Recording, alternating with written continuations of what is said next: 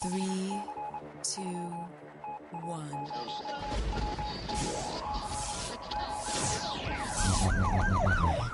We'd like to welcome you to another edition of Grok Talk, brought to you by New Hampshire's leading conservative blog site, granitegrok.com. We are your feared extremist, right-wing, hard-charging, gun-toting, opinionated, outspoken, rabble-rousing, letter-writing, radio microphone stomping conservatives and rational libertarians. So get ready for more news and opinion you could only get from granitegrok.com. Grok Talk. So a bunch of New Hampshire state senators walk into a bar. I don't know where that's going. I just... Unarmed, no doubt, right? Because unarmed, no doubt. Well, some of them I would disagree with you. Well, they wouldn't be walking in together. No. Remember, because they'd have to be scared. They are scared. They're scared. Oh, no. Welcome to Grok Talk. After our week off, see what happens to us. We take a week off, we go get some training, we come back, we're all punchy. It's a little weird.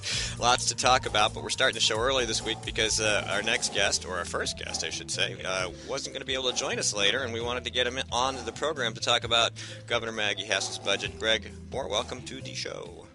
And thank you guys for starting the show early. The Hillsborough County Republican Committee was gracious enough to ask me to come to speak with them today about several issues going on in Washington and in Concord, and I accepted, and then you guys called, and I said, ooh, double booked, but I really appreciate you guys moving up the start of the show. Well, so you're the reason I had to get up even earlier on a Saturday, huh, Greg? No, it's the budget. The budget is the reason. This is important stuff, Skip. It is. So let's talk about this important stuff. Okay, well, I think that one of the things that happens quite a bit when it comes to budgets, just generally, and it's usually because the various groups that are trying to get more money, whether it be university system, Medicaid providers, or what have you, all make their case in the public before the budget is released. One of the things that the media tend to look at is who got money and who didn't get money. And that's fine because again, the squeaky wheel gets greased, and those are the people making the noise. But I think it's important to realize that a budget is a set of priorities where you are taking money from taxpayers to give it to various programs. And I think that part of the problem is that when people focus on the budget, they spend a lot more time worrying about where the money went as opposed to where it came from. And one of the things that we like to do is try to shift that focus right back to where the money's coming from. And that's partly because if you think about it, when people raise taxes, frequently everybody gets hit. But the people, when there are program increases in spending, those benefits don't usually accrue to everyone. They usually accrue to a small number of people. And that's why those small number of people who stand to gain a lot of money make a lot of noise about it. But the people who have to pay the bills, it's diffused, and the actual hit tends to be a lot less. So, but that doesn't change the fact that this budget is one that, just to be totally blunt, is a budget that it grows unsustainably. I think the finance chairman in the House, Neil Kirk, said it best: unsustainable growth, and it relies on tax increases that are unlikely to pass the legislature. I liken it a little bit to something we saw in Washington with the federal budget. Now, President Obama, as everybody knows, put forth a $4 trillion budget, and for 10 years it goes out, it increases taxes by $2.1 trillion, adds $8.5 trillion in additional debt, and spends money like crazy. And no one thinks that can actually happen. But the purpose of that particular budget was one that the president achieved, which is to bring his liberal supporters and his liberal base back together again, because after a rough 2014, he needed something to bring his base back together. And he's been successful in that regard. And so in many ways, I view Governor Hassan's budget as fairly similar. Give a little bit of money to a lot of the key special interest groups to hold her base together, even though she knows full well that the outcome of this budget is unlikely to be implemented, and a lot of the programs are unlikely to actually happen. But it keeps her folks, her core supporters, happy and gives them something. But for those of us on the other side of the equation, the people who actually have to pay the bills, it's a lousy budget. Right after a 23% gas tax increase last year, we're now looking at 35% increase in motor vehicle fees. Obviously, that's a huge hit for a lot of people. And for those who remember what happened in 2009, just how incredibly unpopular those motor vehicle fee increases were, it was absolutely disastrous for Governor Lynch, and ultimately that actually ended up going away. So I think that That's a very unpopular thing that she did. It's going to hit drivers at a time when, look, the economy isn't great, but it's a little bit better than it was in 2009, but people still aren't looking to write an additional check to the DMV every year. That's one important one that hits everyone. The other important factors as far as increases in taxes, and we don't know all of them and we won't know them until the governor actually delivers the budget to the legislature, which sometimes might happen as late as early March. It should happen sooner, though. 21-cent per pack increase on cigarettes. Obviously, that makes us much less competitive as we look at the cross-border sales and the benefit that has to our local economy, people coming to New Hampshire to buy cigarettes. So it hurts all across towns like Nashua, Salem, and even along the Maine border, places like Rochester and Portsmouth. So that's definitely another factor. A new tax on e-cigarettes. That's a brand new tax that's being created. And it's funny because the governor said that one of the reasons why she wanted to increase taxes on cigarettes was to help people stop smoking, to help kids stop smoking. But e-cigarettes are actually one tool that a lot of smokers are using to stop smoking cigarettes. So yet she wants to tax those too. So that's an interesting sort of cognitive dissonance there. How do you these Democrats and their taxes, they like cigarette taxes. I've written about this a ton of times. I know the statistics. I know the numbers. I know that the tax increase did not reduce teen smoking. I know it did affect cross-border sales.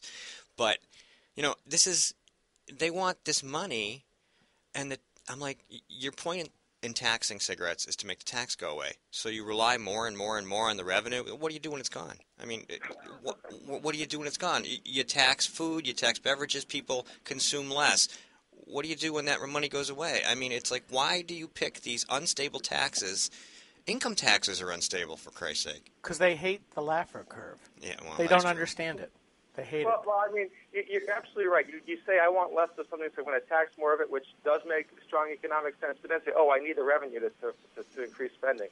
So you're right. That makes about as much sense as saying, well, I want to stop people from smoking, so I'm raising taxes. But then I'm going to start taxing a product that helps people stop smoking, e-cigarettes. That's true. It doesn't make a lot of sense. That makes 21 cents. Hey, Greg. We need a laugh track here with this, Jim. But Greg, what they see is, it delivers an addictive drug, nicotine. So we have to protect adults from themselves. Of course, except for alcohol, which we ask people to sell more of, and we put the stores right on the highway. New stores. And exactly, and the state says, come visit our liquor stores. They're the place to be. No, but I think that the most pernicious tax, though, is one that's particularly damaging to our economy in the long run, and that is Governor Hassan, who some might remember back in 2009 when she was a Senate Majority Leader, was a strong proponent of the LLC tax. And I know you guys spent a lot of time focusing on the LLC tax back at the time because it's basically an income tax on small businesses.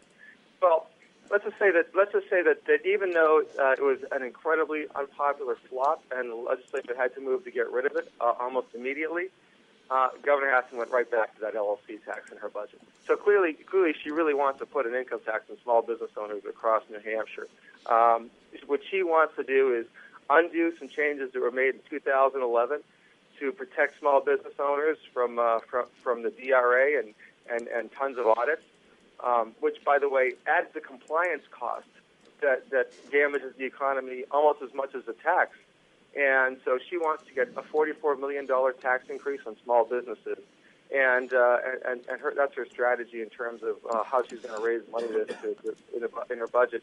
And then when you look beyond that, she also wants to tax businesses that basically go overseas in an effort to try to evade some of the incredibly onerous federal tax code. Evade is such a pejorative term, don't you think? Well, I think it's a logical business decision that these companies make. If they want to be competitive in a global marketplace and they're selling their goods across the globe, then they're going to try to find a way to reduce their tax burden. Well, of course, but evade. I wouldn't say evade. I'd say they're smart guys. No, I think that you're right to a degree because evade makes it sound like they're doing something illegal. It's absolutely perfectly legal, Of course it is. something that every single CPA that they have in their organization says to do right away in terms of tax planning. So, yeah, I don't want to give the connotation that that's a negative, but I will tell you that that's something that Governor Hassan balances her budget on is those new tax increases on those companies as well. Greg? So we're taxing companies, and it's just obviously it's a huge negative consequence to our economy. Greg, this is Skip. Over and over and over again through the blogosphere, whenever we see an attempt to cut taxes, we see the liberal response is, well, that's going to be taking revenue away from government. And that's the exact phrase that they use. And it basically tells me they believe government has first right to that money. So when Hassan says they're evading the taxes, she's really using a short phrase to basically say they're taking money away from us and we should have it first, period. And it's always under that rubric of progressives believe in their heart of hearts they know better how to spend our money than we do, right? And you're absolutely right. I mean, I'll be honest. I've spoken on several bills regarding taxation this year, and the first question that a lot of the folks on the left will ask is, how do you plan to pay for this tax cut? And I give the same answer every single time. I say, you don't pay for tax cuts. I said you budget for tax reduction. You know, it's a very simple thing. You just reassess your priorities within government and make that decision. So that's obviously very not a popular answer among the people I give it to. I bet you they don't even understand it, Greg. No, because you're right. They view the government as having a property right to your tax revenue. And that's obviously a huge issue that separates them from basically the vast majority of the citizens of New Hampshire and the country. But when you look at all these tax and fee increases, that's how you get up to a budget that, at least based on the document that the governor provided, says that the spending is going up by roughly $947 million, which would be a 9% increase in spending, budget to budget. And I got to tell you what, I don't know too many people out there whose income has gone up 9%. So if the people aren't seeing their income go up by 9% and their government spending 9%, that means that people are paying more of their money to pay for state government, and there's a real world impact on that, on families, on children, and it's unsustainable. I loved your comment, Greg, about property right to our money. I thought that was a real top-notch line. Back to Susan. I've got a question, Greg. I don't know who sponsored it, and I don't know the bill number, but because I've kind of been focused on other things the last couple of weeks. But is there not a bill that has either been introduced or about to be introduced that would levy a 1.5% BET on organizations that are classified as tax exempt or nonprofits? Let me ask you. Let me follow that up though. When you look at the tax returns and the balance sheets and the income statements of some of these so-called nonprofits, the bulk of the money that gets laundered through these organizations goes primarily to payroll tax and benefits, to supporting salaries and benefits for their employees.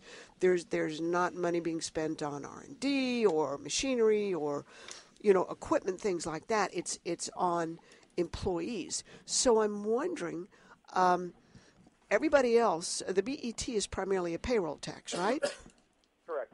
So these tax-exempt organizations, these so-called nonprofits, are basically hiring people and getting out of, they are evading, if you will, the state payroll tax. Is that a correct assessment? Well, I would say this. I mean, historically, nonprofits have been exempt from state taxation.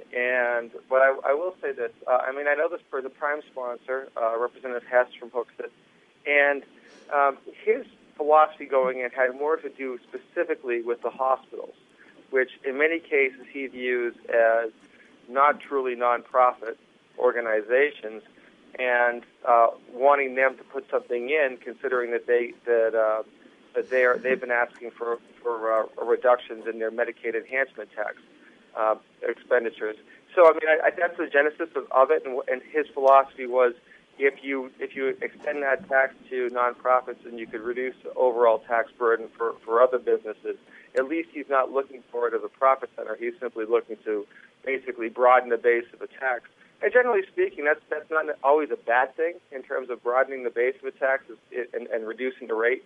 I think that's a fundamental precept of tax reform is to make sure everybody's paying in the lowest rate possible. So I think that's something that it's an ongoing discussion in Concord as to whether or not these nonprofits should be subject to BET, but because I mean at the federal level, nonprofits are subject to FICA, so their employees still have to pay the payroll tax on FICA. So I mean that's the argument he's using, and it's basically, like I said, it's a fundamental precept of tax reform is broadening the base and lowering the rate. Well, David Hess is the same fellow who in 2000 gave political subdivision status to regional planning commissions without making them subject to either state budget or finance laws like any other political subdivision, a town, a school district, or whatever. So these guys, these regional planning commissions, needed the political subdivision status and the ability to incur debt because nobody would give them money otherwise. They were hand to mouth, year to year, trying to get money to impose their will on localities. So in 2000, he sponsored the bill and got it passed.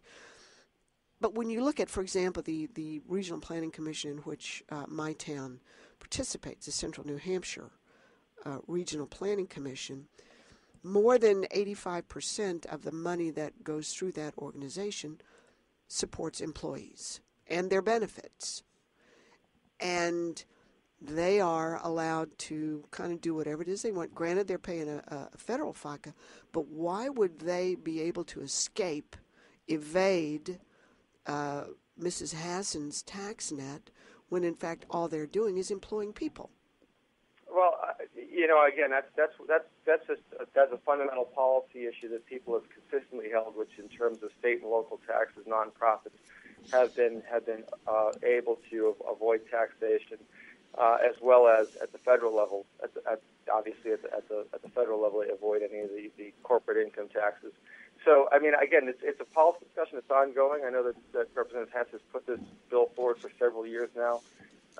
It seems that it hasn't gotten a lot of traction yet. I'm not sure it's necessarily going to get a lot more traction this time than perhaps in the past.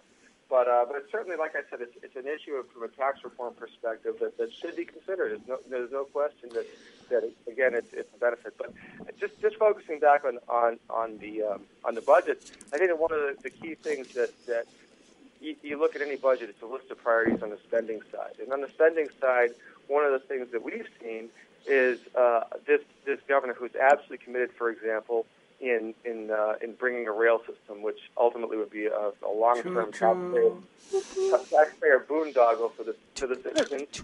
And I think that I think it was Drew Klein of the Union Leader said $4 million more for studying rail again. And instead of giving it to the people on the developmental disabilities wait list, they simply get their wait list renamed. Yep. Mm-hmm. Oh, she's just aping Thomas the Train, and she's saying, "I know I can. I know I can. I know I can." They didn't get money to pay off the wait list, but they did get a new name. So I guess they got a new name. We changed the name of high school dropouts too, and that just disappeared. I wonder if that's the plan. Oh, it went from liberals to progressives to liberals back to progressives. Now they're pragmaticists. Yeah, but look at John Lynch's magic. I mean, he changed high school dropouts to early exit non-graduates, which the federal government doesn't track, and all of a sudden our dropout rate went down to 1%. It's magic. They could do the same thing with the developmental disabilities list. Maybe we need to rename the train, is what you're saying. Yeah, that's what it is. We need to call it something else. We need to call it like a multi-wheel transportation conveyances. Yes, there you go. But I think that another one of the major concerns of the budget that we saw released on Thursday is something that we've been talking about over the course of the last couple of years, which has to do with Medicaid expansion. And obviously, Governor Hassan makes Obamacare Medicare expansion permanent. At this point, the program sunsets either at the end of this year or the end of next year, depending on whether the federal government gives the state several Medicaid waivers.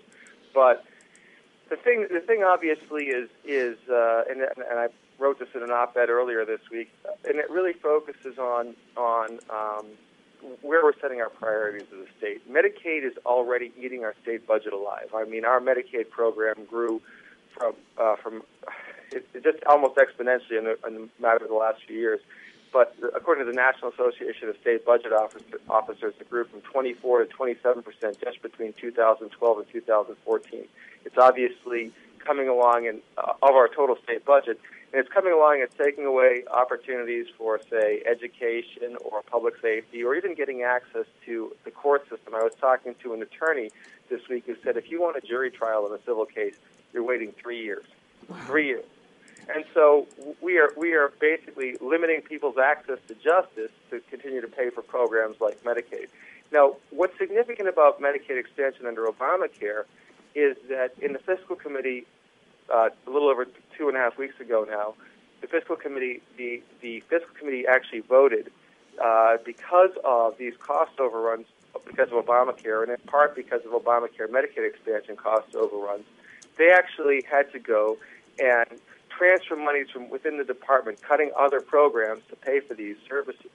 So while Medicaid is actually eating the state budget alive, Medicaid expansion, this new population, is taking away from other services for the truly needy. And I point that out because according to the Urban Institute, 82.4% of people who are going to be signing up for Medicaid expansion are able-bodied childless adults. Now, if we're cutting services to the disabled, to seniors, for children, to provide a welfare benefit for able-bodied childless adults, basically you have to ask yourself, what are your priorities? These are people who, in theory, we should be in the workforce, and people who we need to get into the workforce. These are people who are on the sideline. We need to get them out of, frankly, in many cases, their parents' basement, get them into the workforce and get them moving. The last thing they need is a disincentive to go and seek gainful employment by getting a welfare benefit for not working. And I think that fundamentally that's a huge problem. It's an ongoing problem. And it's even becoming worse as we're starting to see the impact it's having on other services for people who I think a lot of us would say are truly needy.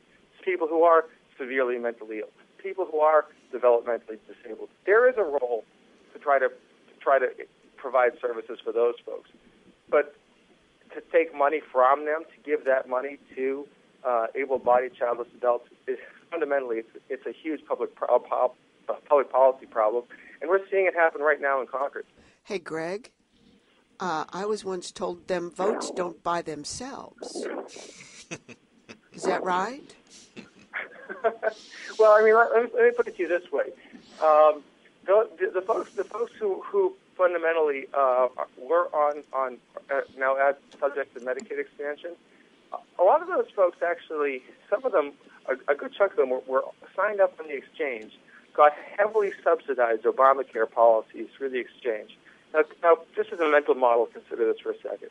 They go to the exchange. Let's say they're between 100 and 138% of FPL. And by the way, in order to get to 100% FPL, you need to work about 28 hours a week at minimum wage. And so it's not even a full-time job at minimum wage to get to 100% of the federal government. You got 2 minutes to squeeze this in, so keep going. Okay, so these folks went onto the exchange. They got a $9,600 policy for which they were paying about $200 or $250 a year with the Obamacare subsidies, and now they're being shifted to a Medicaid program that's much lower quality. That's about a $5,500. So they lost about $4,000 in benefits by being shifted from the Obamacare exchange onto Medicaid. And again, these are the types of issues that we're going to explore with the legislature as we work to try to basically get them to reverse the policy to make Medicaid expansion permanent. Greg, we're coming to the end of this segment, and I want to thank you for taking some time to talk to us about the budget. How do people reach you guys at AFP New Hampshire? Best way is to come to our website. It's long. It's www.americansforprosperity.org. and then you can come and click the New Hampshire slider, and you can see what's going on here in New Hampshire.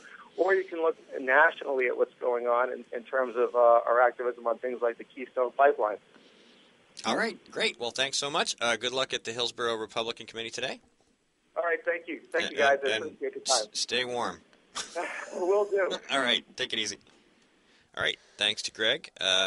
So those of you who are listening, if you want to be on the program, and we're not against the idea of getting up and hauling our butts in here a couple minutes early. I mean, we usually start the pre-show at 8:30 anyway, so it's not like we can't come on the air and do guests, but we don't want to commit to that because then that means we're coming in even earlier every day to get ready for the show, and it's a pain in the butt. So I doth protest what he said. What? I don't particularly like to get up even earlier. You are here, and we are ready to go live at 8:30 almost every single week. What's the difference? Because I had to be ready earlier. Pressure was mental pressure. It was entirely in your head. Well, the point was brought up about why are we giving money for the people who are workable and taking it away from those that are on that list for the mentally disabled. They just all seem to prescribe to that Ezekiel Emanuel's thought of worth to society. Sure. Model, which is, if you them hit votes 70, don't buy themselves. Yeah, well, or as he said, you shouldn't be getting much medical assistance at all when you hit 75. I expect to die at 75. I will reject it. Well, that's fine for you, but stop making decisions for me, and stop making decisions, adverse decisions. I was wondering where that was coming from. For those people who really desperately need the help. Pressure. Cool. Love that song. One of the best. Nicely done. With the iPad and the microphone. And that sounded good. It did. I was going, where's it? I thought that was you. This is you can queue up like sound bites while we're talking and we're playing through your microphone. That's awesome. Saved me the trouble of having to try to juggle all these displays and screens and windows and all these other things that are going on here. All right, so coming up, we don't have Guy this week. He couldn't make it, so we'll just fill the first 15 minutes with whatever we want, and then we'll have Ron Moore on, our storm chaser, to talk about snowstorms, blizzards, and climate. Oh, my. Oh, my. Yep, that's all coming up. We have a week of storms on its way, starting tomorrow. And so what else is new? So what else is new? Yeah, it's going to be fun. Lots of snow. The roof's getting, snow's getting really high up there. So need a bigger snowblower. I can't get my snowblower on my roof. I can. Yeah, you can. You can? I can. Wow. You can? I don't even know. Maybe we'll have to talk about that in the next segment. All right. I'll have to put it next to the house, but we'll be right it's getting it up there in the first place. back. This is Grok But I Talk. can. Stay tuned.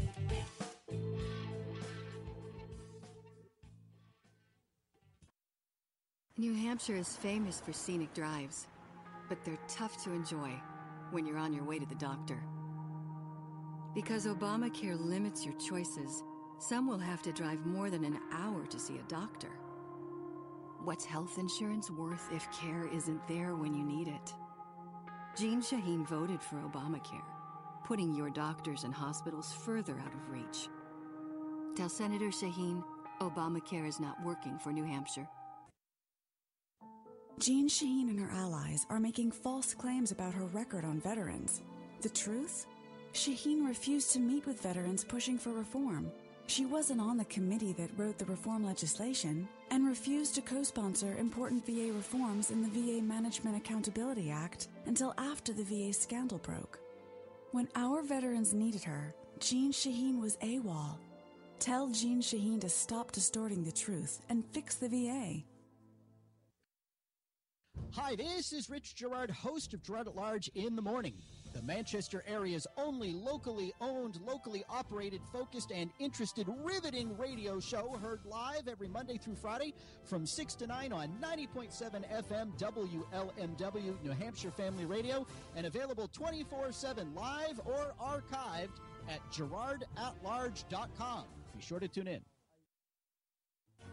This is the Coalition of New Hampshire Taxpayers. We're located at 8 North Main in Concord, New Hampshire. This is the repository for all things conservative and municipal. So if you have a problem in your town, your school, your budget committee, the right to know law, and now at the top of our list is voter fraud. You have a tip for us, some information for us, you want to join or help us out, cnht.org.